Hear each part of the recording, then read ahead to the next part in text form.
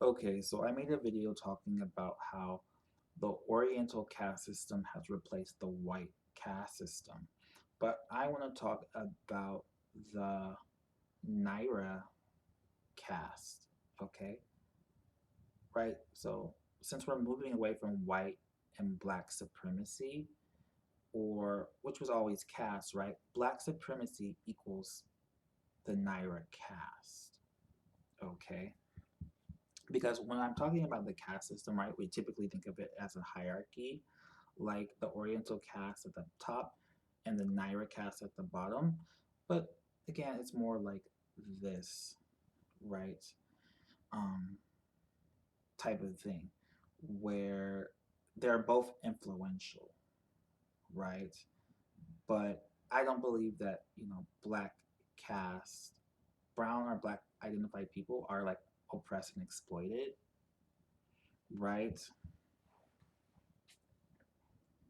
It's more like this, right? Both are influential, okay? And right, because there's been these hints of black supremacy, but it's just a Naira caste. Because with this Naira caste, you're seeing this thing where, you know, Naira caste coded people, they're overrepresented in the media, but they're still demanding representation and all this stuff. And it's usually sort of propaganda ish, right? Or um, just maintaining this sort of, the Naira cast depends on sort of weaponizing um, victimhood and tragedy to as a resource and a power, right?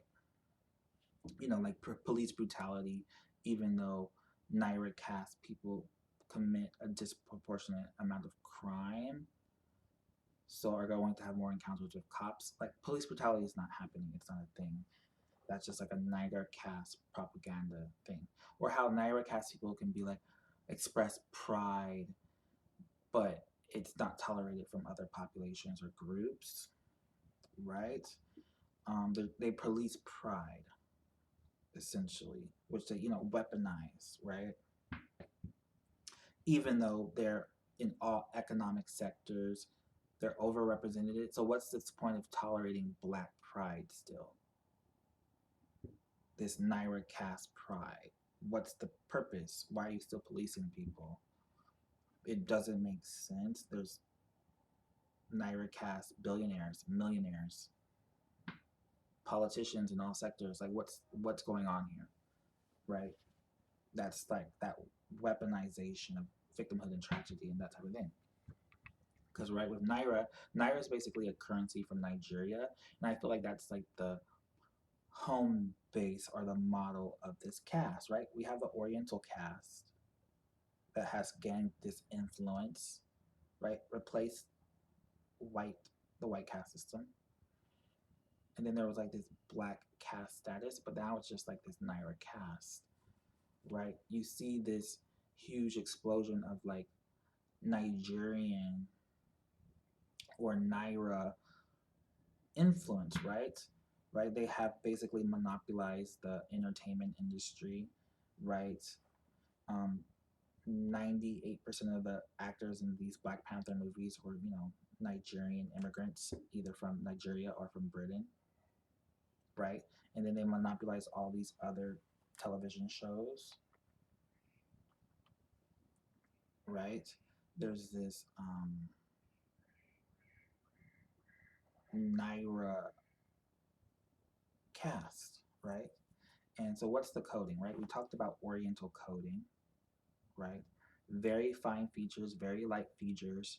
It's very social coded, like a higher social intelligence, a higher logical intelligence, um, and that type of thing. So, but the thing with the Naira cast, it's I would say almost mulatto coded, right? A stereotypical mulatto person. Um, that's the image they want to present. Even though a lot of these Naira influencers are, brown, bold featured, they prefer sort of utilizing some of that Oriental cast influence by gaining like lighter features, right? They marry lighter people with lighter features, more oriental features to try to gain that influence while maintaining those sort of Naira coded features, right? But then again, bold, but still bold, and they also still monopolize on a higher creative and practical intelligence, right? Entertainment, music, rap, sports, right? Higher practical intelligence. That athletic intelligence is sort of in that practical intelligence, but also creative intelligence, right? Mostly music, but also acting, entertainment, that type of thing, right? Naira kind of hijacked that sort of Creole creations and kind of monopolized that and are sort of presenting themselves as the face and monopolizers of that, right? Right, and also Nigeria is like one of the richest African countries,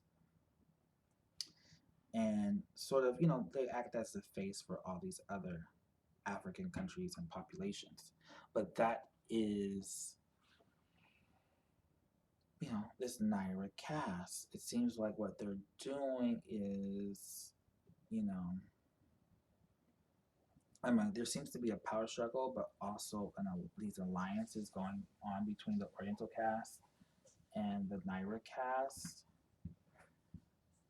But everyone in between is basically being pulled back and forth between these casts. The only difference I can see is like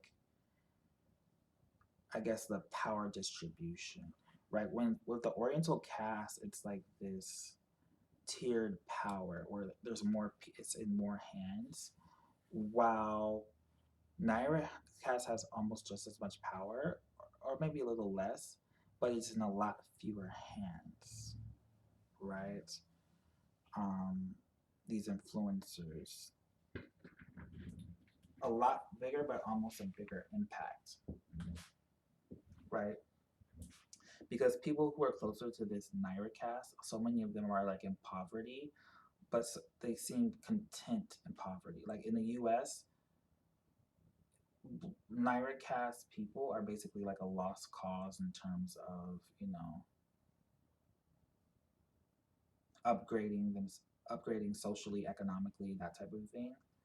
They're very content, almost embrace these sort of U.S. slum type of things, right? There's slums in all parts of Africa, in Nigeria, and there's U.S. slums too. They're polished, they have a modern aesthetic, so they're kind of hidden. But right, this whole country is ghetto, but there are slums, and a lot of these Naira caste people are going towards that direction. Is because I feel like again everyone's sort of Oriental cast or Naira cast, and it's like where do you fall in between? Where do you fall in it, right? But these Naira cast people lean more towards here, and then these Oriental cast people lean more towards there, right? Like there's tiers of Oriental cast people, and there's tiers of Naira cast people, I guess, right?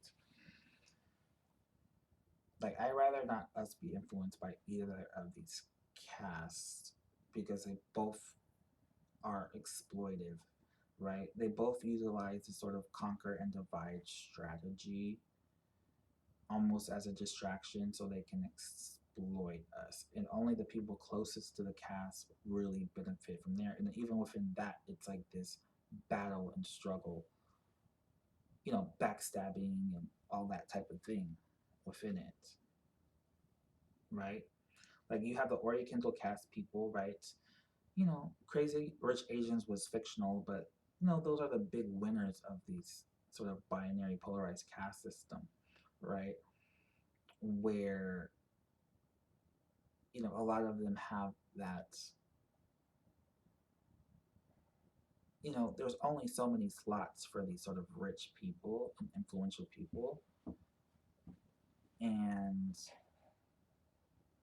there's a lot of shady things going on there, a lot of backstabbing people, and then it's even smaller with the Naira cast people, right? Where it's almost like trickle down, Like we all get the crumbs of it, or hope that we will be blasted into one day we'll get to this caste, but that's just like gambling. Meanwhile, like we're in sinking ships type of situation.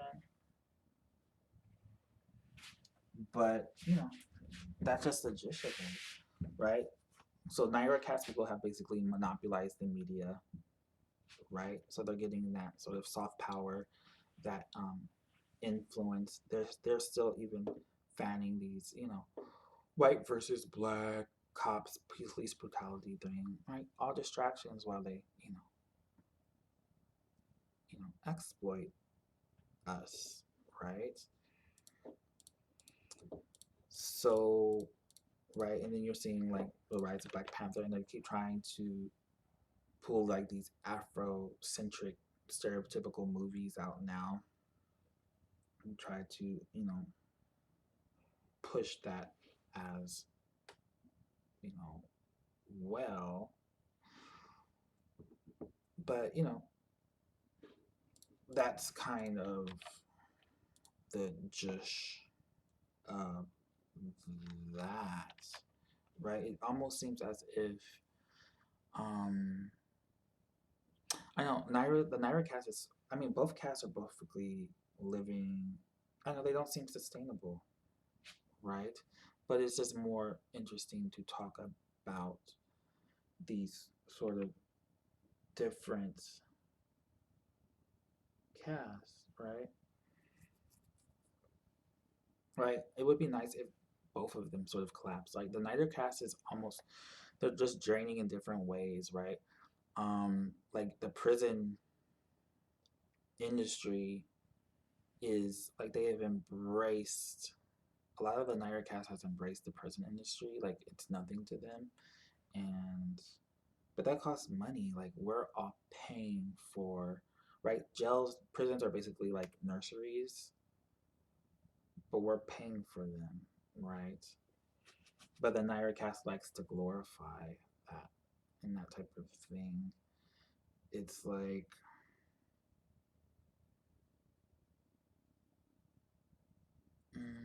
no, right? The Naira cast wants to maintain this, like that person who wears their foot brace or that medical bracelet for like attention. That's what the Naira cast. They want to maintain these sort of dire conditions because that's just, these industries have been built around it, and then they weaponize that, right? But only very few people are benefiting from this. But with a lot of Naira cast people, like as long as they see someone who looks like them in positions of power influence, but it's the same for Oriental cast people. Like, why do so many Oriental cast people, second tier Oriental cast people, tolerate working in these horrible factories? Like, probably because they watch K-pop stars on their phone and that type of thing. But